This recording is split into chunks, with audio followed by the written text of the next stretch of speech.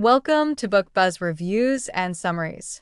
What if everything you believed about yourself, your identity, your past, your purpose, was an illusion?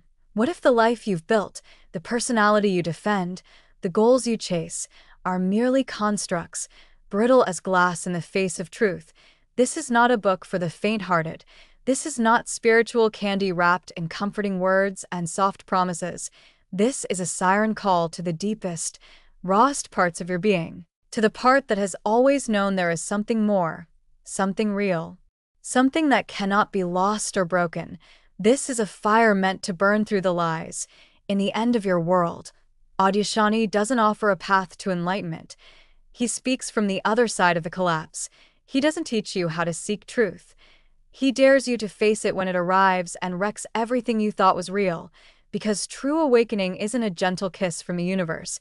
It is a revolution, a devastating, beautiful unraveling of everything you thought you were, and yet in the ruins of what you thought was your life, something eternal rises, something that was never born, never belonged to the world, and cannot die. Are you ready to stop seeking and start seeing? Are you ready for the end, not of the world, but the end of your world? Then turn the page, but be warned. Once the truth is seen, it cannot be unseen, and once it touches you, you can never go back. Part 1. The Shattering of Illusions. Awakening isn't the end. Chapter 1. The End of Your World. Adyashanti opens the book by flipping the script on everything we think we know about enlightenment. Many seekers imagine enlightenment as a blissful end, a spiritual finish line where suffering vanishes and perfection arrives. But Adyashanti quickly warns, awakening is not the end of your world in the way you hope. It's the end in the way you fear. What ends is your world of illusion, your ego's tightly held narrative, your emotional safety net, your long-held identity. It all begins to unravel. True awakening, he says, doesn't affirm the ego's dreams, it annihilates them. But this destruction is not meant to scare, it's meant to free. Adyashanti tells us, awakening is only the beginning. After the glimpse of truth comes the radical process of embodiment. The work doesn't end with spiritual insight. It starts there. Spiritual awakening is a destructive process. It has nothing to do with becoming better or being happier. Enlightenment is the crumbling away of untruth. Chapter 2. What is awakening? In this chapter, Adyashanti dives deep into what awakening actually is and what it isn't. He's clear. Awakening is not a concept or belief. It's a radical shift in perception. You don't become a better version of yourself. You see through the illusion that there was ever a self to improve. The awakened state reveals something far more silent, still, and spacious than the thinking mind can grasp. There's no booming voice, no angels singing, often. Awakening feels like nothing at all, and that's the point. Adyashanti emphasizes that awakening is marked by simplicity, clarity, and truth, and yet it can be so easily missed, especially by seekers expecting fireworks, the biggest trap, believing the experience of awakening is what matters, but the moment is only a doorway. The question is, what now? Chapter 3. When awakening happens to you. This chapter is for the ones who've had that moment, that flash of deep presence, that crack in the illusion. Adyashanti validates it. Yes, it was real. Yes, it matters, but he warns. The ego is cunning. After awakening, it quickly jumps back in and claims the experience as mine. It turns awakening into another badge, another identity, another thing to protect. This is the most common mistake. Turning the sacred into the personal.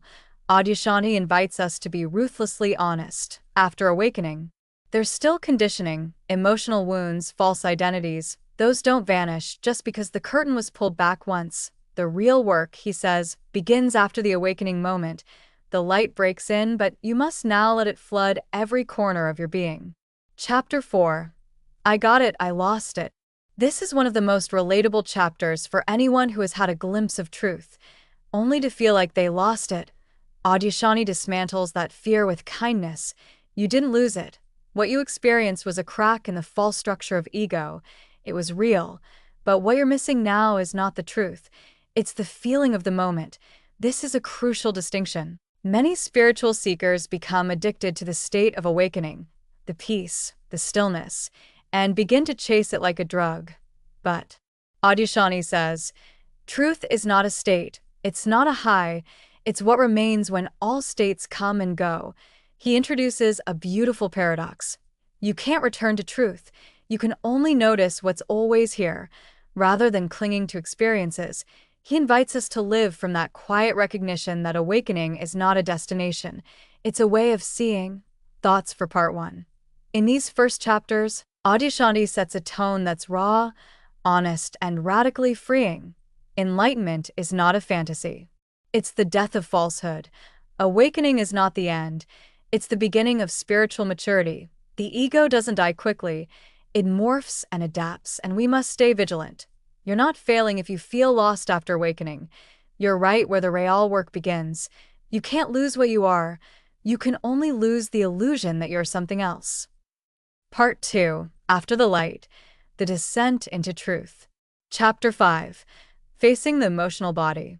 Awakening opens the door, but what it reveals isn't always light and bliss. More often, it's the unseen pain we've been avoiding all our lives. In Chapter 5, Adyashanti describes what happens when the emotional body, long buried under ego defenses, rises to the surface.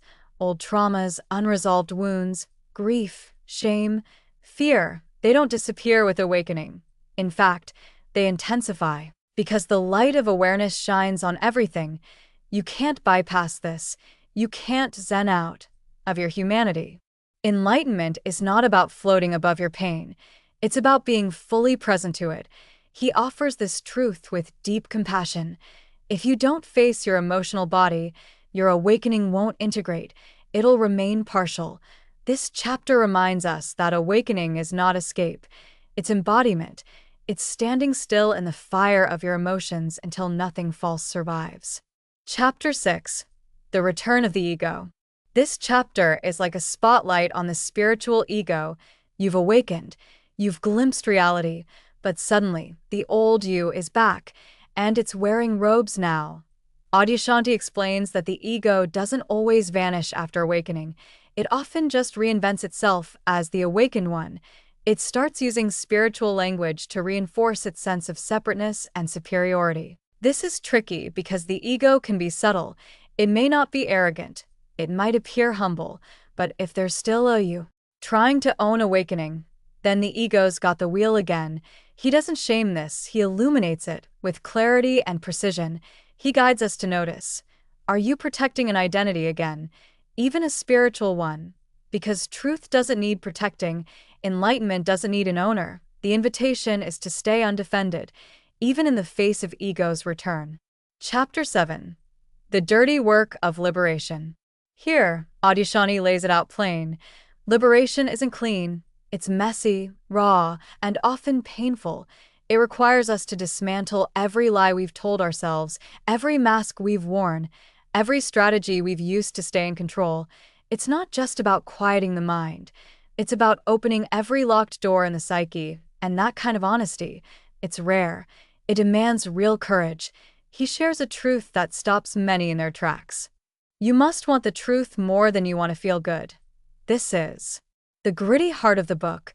You'll be called to face your unconscious motivations, your hidden agendas, even your desire to be special, spiritual, or beyond it all.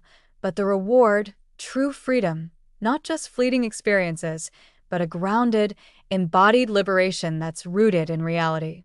Chapter 8. Living in the Unknown. Once awakening has cracked you open and the ego's masks start to fall away, you find yourself in unfamiliar territory. You're no longer who you thought you were, but you don't yet know who you are. This chapter is about learning to leave without identity, without ground, without control. Adyashanti calls it the unknown, and while it's terrifying to the mind, it's also profoundly liberating. There's no more map, no more goals. Just now, just what is. The unknown isn't something to be conquered. It's something to be trusted. This is where many seekers feel lost. They panic. They want certainty again, but Adyashanti gently reminds us. The ego seeks safety. The truth needs none. You're not meant to understand this moment. You're meant to surrender to it. Thoughts for Part 2. This section of the book moves past the poetic allure of awakening and plunges us into the emotional, psychological, and existential undoing that follows it. You don't get to skip the pain. Awakening brings it into the light. The ego will try to reclaim ground. Don't fight it. Just see it clearly. Real liberation is ruthless honesty, total surrender, and fierce humility. The unknown is not the enemy.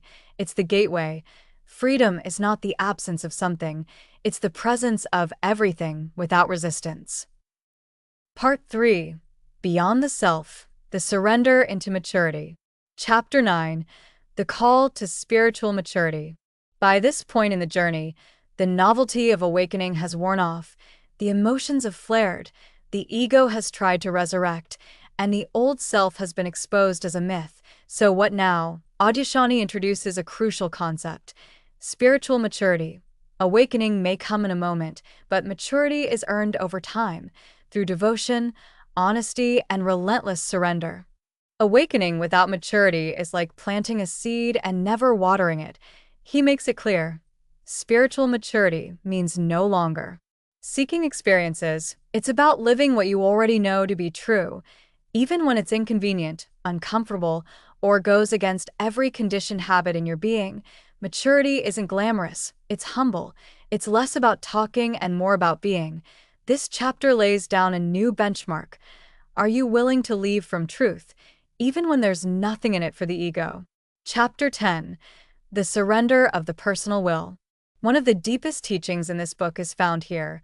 Freedom requires the surrender of the personal will. That sounds poetic until you feel what it really asks of you. It means giving up control not just of outcomes but of identity. It means releasing even your spiritual agenda. No more "I'm going to wake up." No more "I'll reach liberation." Because even those are egoic. Adyashanti is blunt. As long as your will is still running the show, you're holding on, and truth doesn't negotiate. The personal will is the last defense of the ego. When it falls, what's left is silence. This chapter invites listeners to a kind of radical surrender most never reach. Not because they can't, but because they won't let go. You don't surrender to a higher power out there. You surrender to what already is within. Chapter 11. What now? This is where many spiritual seekers pause, because they've let go of the old, but the new hasn't arrived. They ask, "What now?" And Adyashanti's answer is disarming. Just leave, just be. There's no grand mission, no final role, no spiritual ladder to climb. The question "what now?" is a leftover from the ego, still craving a destination. True realization doesn't lead to more doing.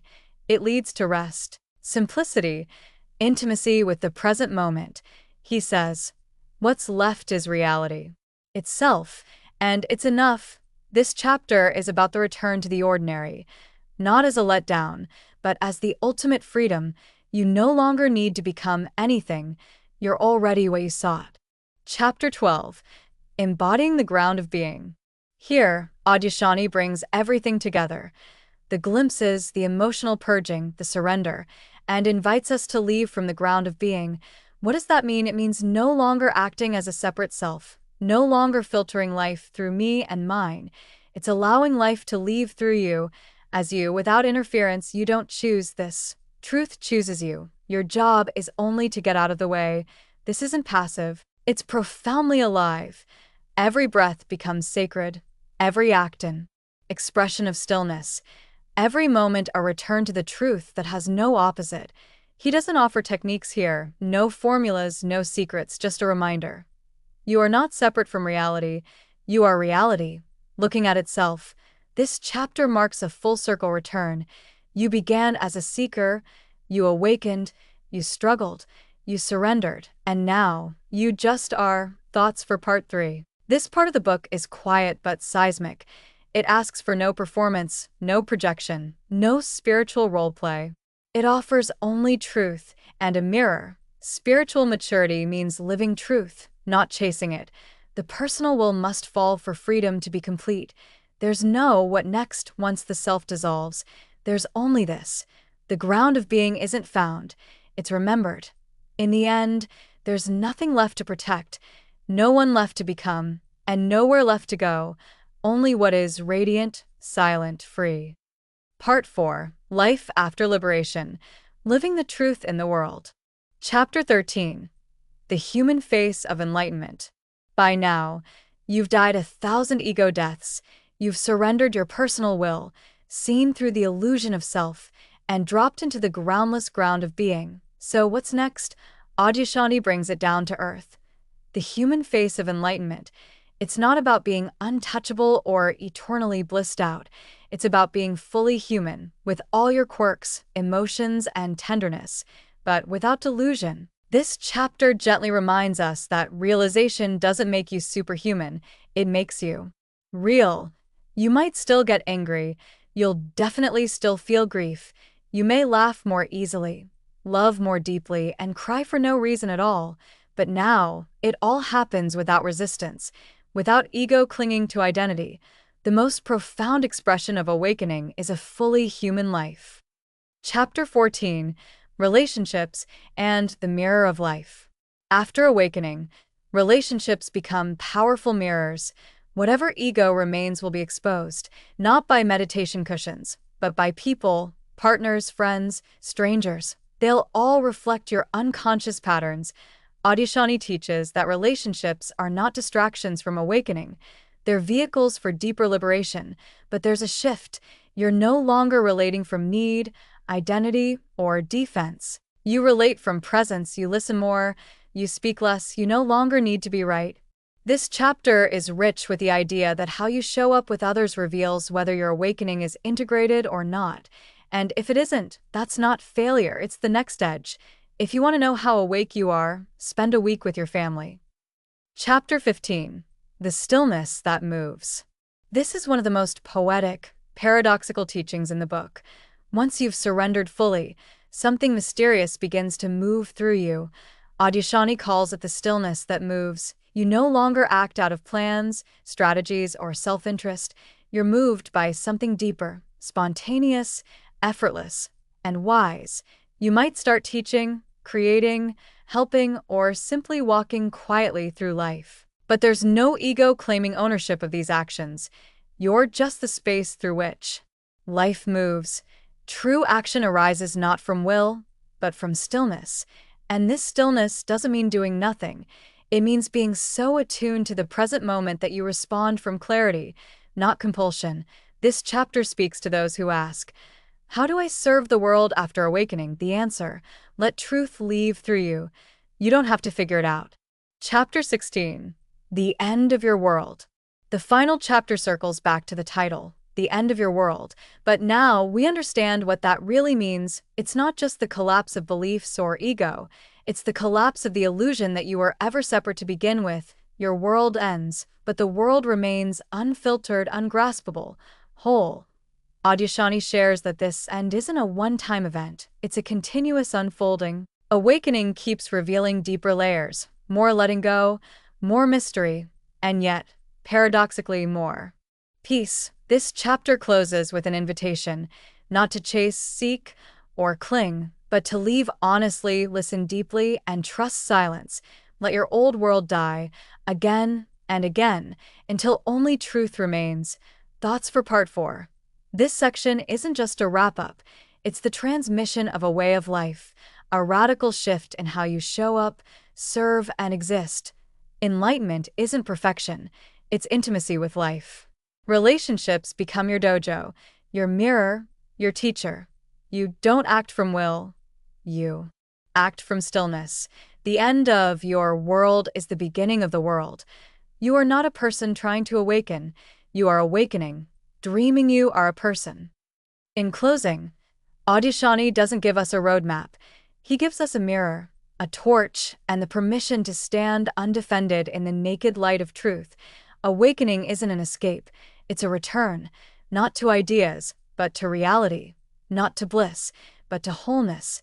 And in that return, everything, every laugh, every tear, every hello is sacred. Read the book to learn more.